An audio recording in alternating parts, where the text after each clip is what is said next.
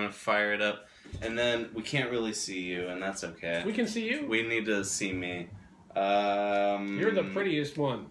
Aw.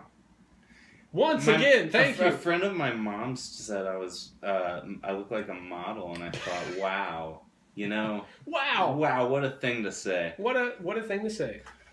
Okay, here it comes. We're really starting. If it's okay with you, Adam, if we can really start right now. It's okay with me. Impeding our progress. Oh, sorry. Fucking time. Ladies and gentlemen, boys and girls, film lovers of all ages, and people like Brian, welcome to the somethingth episode of The Good Ninth. The ninth episode. Ninth episode The ever. Good, the Bad, and the Unwatchable Cinematic Audio Cast Review Show Spectacular, where we are in the second episode in my trilogy of picks for Brian that are... And the first in my trilogy, because when you said trilogy, I thought you were being literal, so I picked a trilogy of movies, and you were like, this is a conceptual trilogy. No, is that what I'm doing? You're going to make me watch all the Riddick movies? Yeah. That's going to be terrible. You know what's interesting? I read this last night, is that... Yeah? Vin Diesel and, was it Richard Toohey? The guy who directed... David Toohey. Toohey, they've been... This whole thing was birthed out... Making awful movies together for years. This whole thing was birthed out of the fact that at the end of Pitch Black, skipping forward a little bit, the Riddick character was supposed to die in the original script, and while they were shooting it for, I think it was 60 days, they were shooting it, and Vin Diesel... My God, it looks like it was shot in 3. And some of the other cast people, I guess, were just shooting the shit, and they thought the Riddick character is more interesting than Rhoda Mitchell's character, Fry. That is correct. And she was like a wet blanket on screen. And that if they saved the Riddick character, that they could go on and make more with him. And so David Toohey, Chronicles of Riddick, was very much... an outgrowth of the creator of Pitch Black, as well as Vin Diesel, as well as all the Riddick shit. Basically, the game that Vin Diesel created a game studio to create. Vin Diesel did created that. Mm-hmm.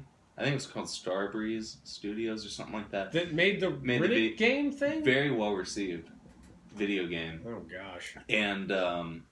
And as well as the new one, Riddick. So I thought that was interesting because it felt like, because the jump between Pitch Black, this low-budget movie, to high-budget Chronicles of Riddick, and then to an eventual sequel, just Riddick, I thought... Let that be a lesson to you, kids. Bigger budget does not necessarily mean a better movie. Thought somebody had picked up this initial little droplet of an idea and carried it away from them or something, But I thought it was interesting to find out that the guy who created this low-budget horror movie Pitch Black is the same guy who actually had shepherded it, for better or worse, into the future. The most interesting project he's ever been associated with, but we'll get into that. Anyway, I can tell from the fact that the camera angle's changing on the phone that I set up, because it was such a great idea that we had to shoot this shit, that it's falling, that the wax is slipping. It's set up on a candle right now. Brian is recording himself because he is so vain. He probably thinks the show is about him. I do think it's about me. It's a good tune, good joke, the whole thing. Anyway, can I finish my thought before you jumped into your Riddick rant? Me? Fuck no. Well, I'm going to anyway. Anyway, I thought it was a good rant. You explained that your trilogy was starting in the middle of mine, which is interesting, I think. I'm going to be watching. Yeah. We already know what I'm going to be watching. I'm going to be watching Pitch Black, and then next I'm going to be watching The Chronicles of Riddick, and then it's just Riddick? Yes. Okay. So this is the second in my, not actual trilogy of film, but my trilogy of picks of movies that are not necessarily acclaimed universally, but I personally think they're great, which is still worth something. Was that... I didn't... That was the whole thing, Brian, yes. Hold on, don't make me sound like an idiot here. I didn't realize that... I thought that was the point of this show. I didn't realize that you approved of all three of these. That you said, these are three movies that the general public has really mixed reviews about, or what have you. But I didn't know that we're gonna necessarily defend it, because like we talked about Dancer in the Dark, and you're like, this is a movie that lots of people have different opinions about, but that there's clearly problems with, and it turned out that you were a fan. You said you could watch that movie 10 times, or you already have, or something like that. I don't remember saying that, but I could. But I didn't realize that these were all going to be movies that you actually emphatically endorse. I have a very strong affinity for all three of these movies. Turning.